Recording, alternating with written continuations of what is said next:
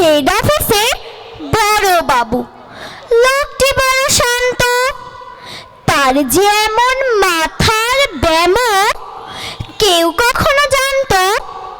দিব্যি ছিলেন খুশ মেজাজে, চেয়ার খানি চেপে একলা বসে ঝিমঝিমিয়ে।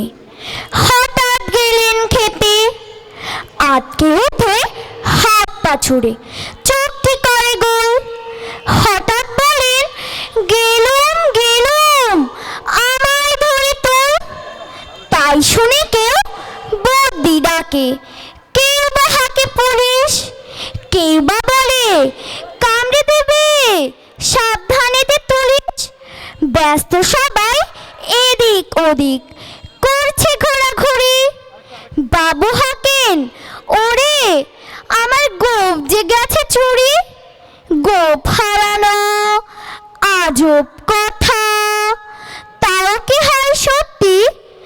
গোপ জোড়া তো তেমনই আছে, কমেনি এক রত্তি। সবাই তারে বুঝিয়ে বলে, সামনে ধরে আয়না। মোটেও গোপ হয়নি চুরি, তা কখনো হয় না।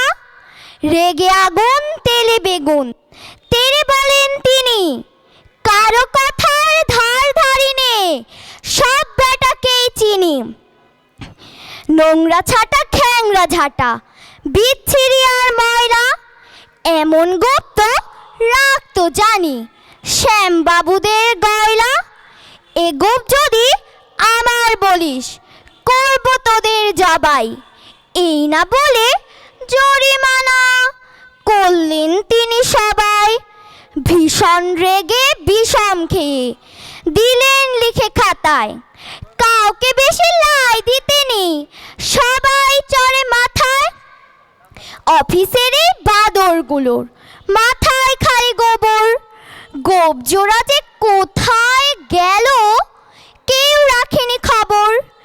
ইচ্ছে করে এই বেটাদের গোপ ধরে খুব নাচি, মুখ্যগুলোর মুন্ড ধরে কোদাল দিয়ে চাচি।